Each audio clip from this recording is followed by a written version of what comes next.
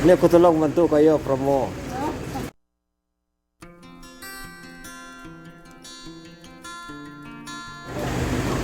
Ini aku tolong bantu kayo promo.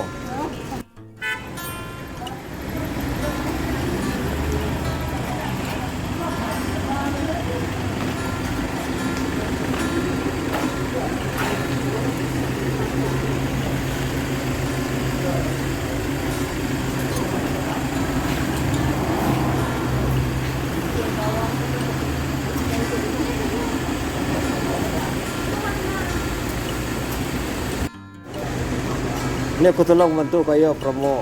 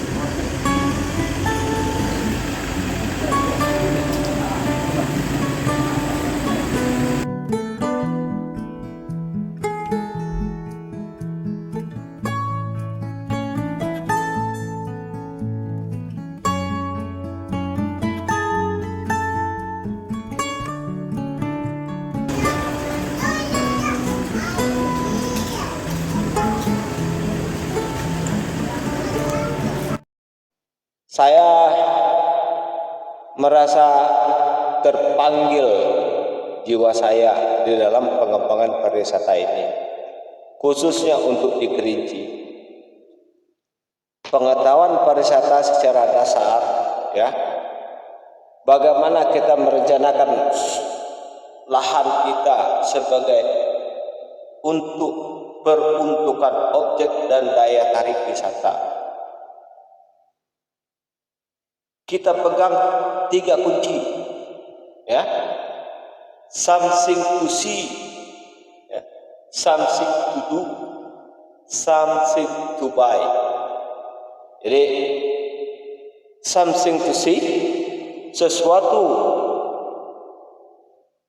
untuk dilihat dan bisa dilihat, ya, seperti kalau kita ingin merencanakan sesuatu, apa kira-kira objek dan daya tarik wisata yang kita klasifikasikan bisa menjadi something to see.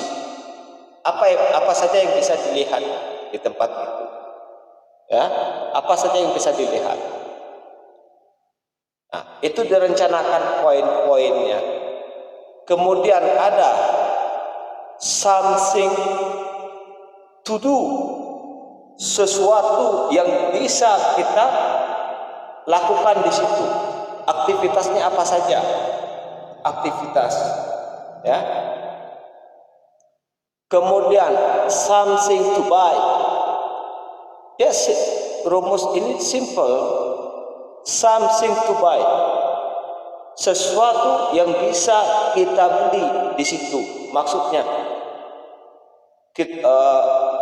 sesuatu yang bisa dibeli oleh orang, ya, oleh pengunjung. Apa kira-kira? Misalnya cindera mata,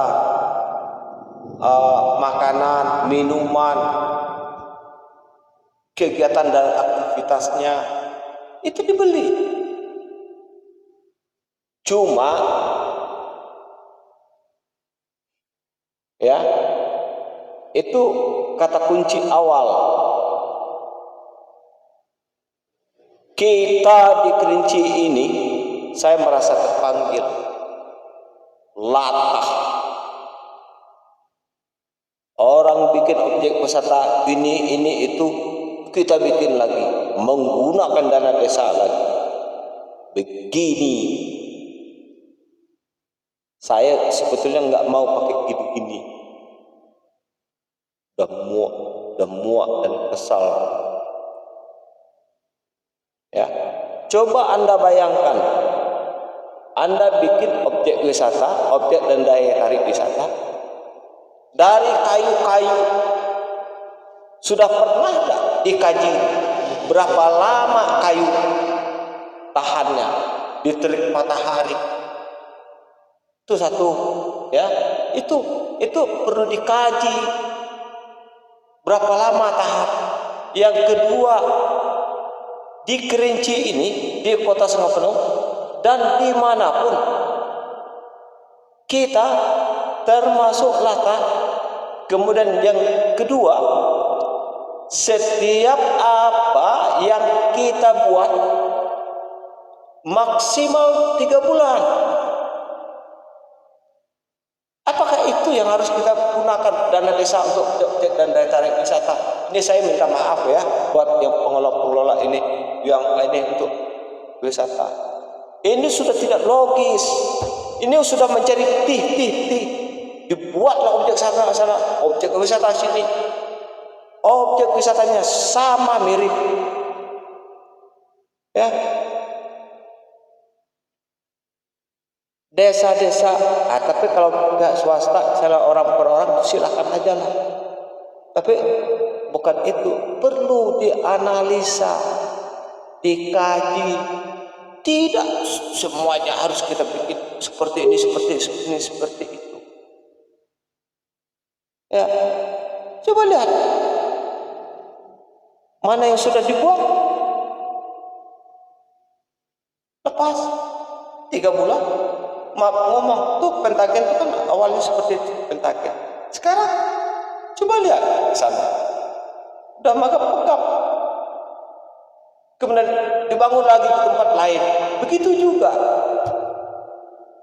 Kemudian daya dukung, ya daya dukung geologi, fisiografinya itu juga harus kita pahami. Ya, ini buat kepala desa ini. Lebih baik misalnya kecamatan ini sudah bikin objek wisata ini, sudah biarkan aja. Kita perlu mencari alternatif lain, misalnya tempat pengembalaan kerbau, sapi. Jadi ada alternatif, ya. Di dalam istilah pariwisata itu comparative advantage, mana yang bisa. Saya sebetulnya malah saya lihat kan kasihan tuh, bangun sudah banyak sekian dananya sekian, akhirnya 3 bulan selesai. Di Kerinci ini mencari SDM untuk tenaga ya, untuk tenaga handal. Jangankan handal, yang standar aja agak susah. Kita didik hari ini 3 bulan keluar. Karena apa?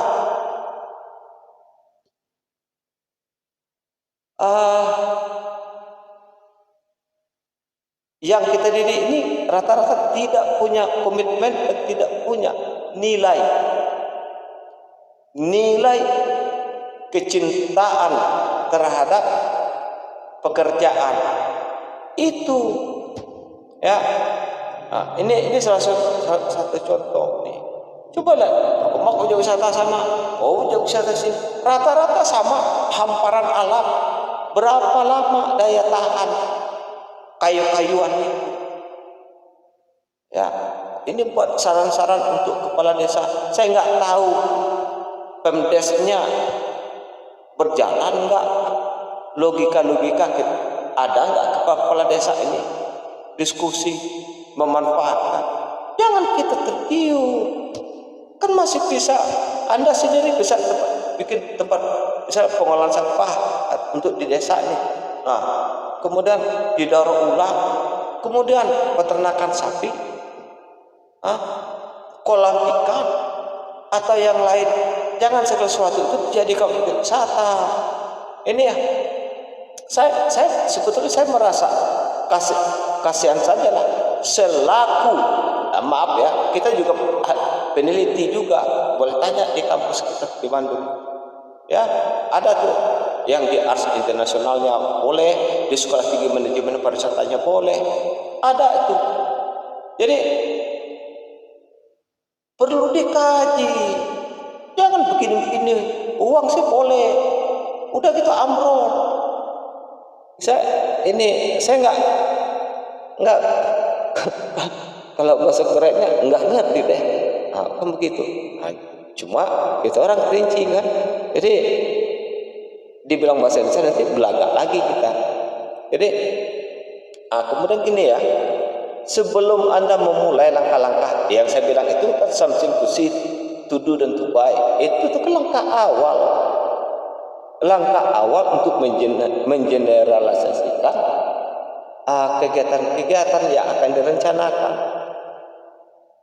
Ya, kemudian ada tidak ini kita perhatikan lagi analisis sebelum kita merencanakan. Ya, aksesibilitas,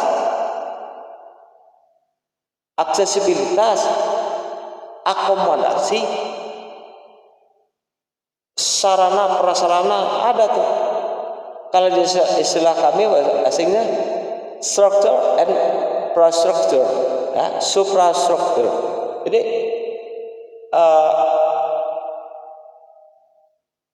berbeda dengan tourism nature. Tourism nature itu wisata alam bebas. Wisata alam itu memang bebas, seperti Gunung Kerinci, Danau Gunung Tutu, itu kan alam. Yang kita buat, ya. Kita ini perlu kita analisis. Coba perhatikan mana ada ini kita ambil maksimal 1 tahun. Saya pernah dialog dengan salah satu messenger di inbox dengan kepala desa. Tuh. Kepala desa Semarang, itu yang kawan saya sekolah. Edi Januar, Eja Prayogo kalau di FB. Ini logika.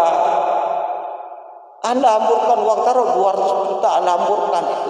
Dari 200 juta itu bisa anak beranak pinak lagi. Kalau Anda bikin peternakan ini, peternakan itu, pokoknya yang berkaitan dengan masyarakat.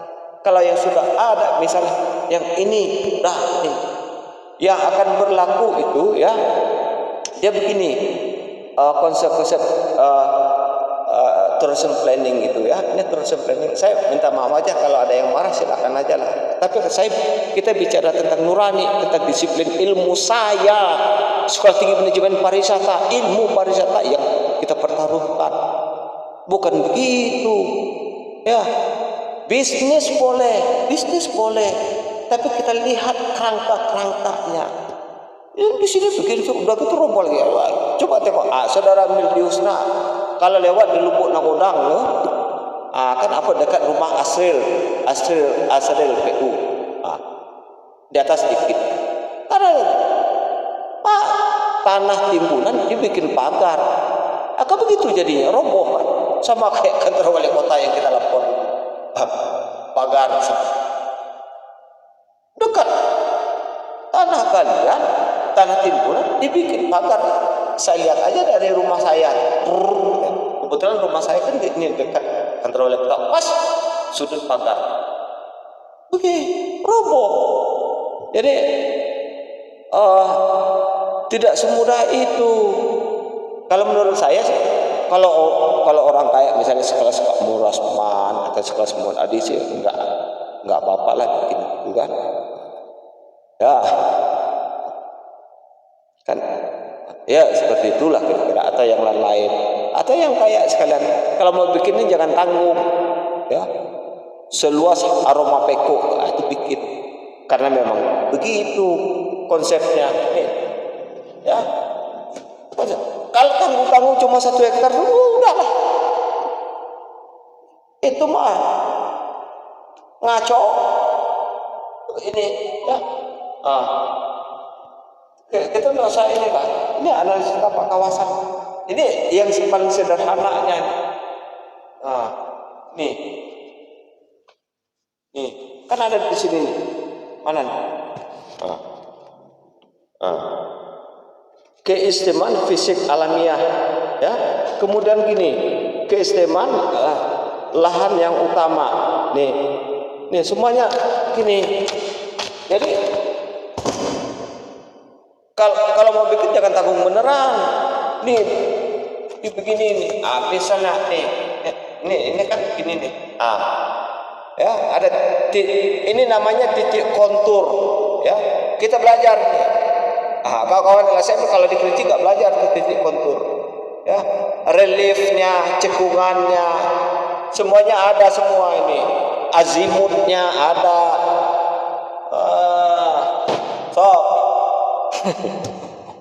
orang mah bergaul jeng bordak geodesi ya Kang Asep setuna ya, kita satu rumah dulu ya, bordak geodesi di ITENAS tuh. Kebetulan kita belajar geologi, fisiografi, jadi kita paham titik kontur, relief, cekungan, sesar. Enggak semudah kita taruh gitu aja. Saya kadang suka kasihan tapi ini, tapi nurani lagi yang bicara. Ini udah saya tahan selama 4 tahun, tapi nurani yang harus kita ini lagi. Kasihan, mending anda bikin ini.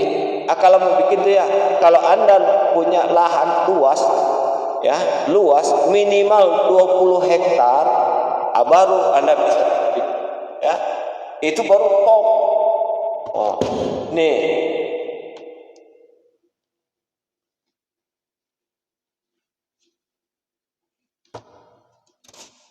kita nggak usah muluk-muluk, ya.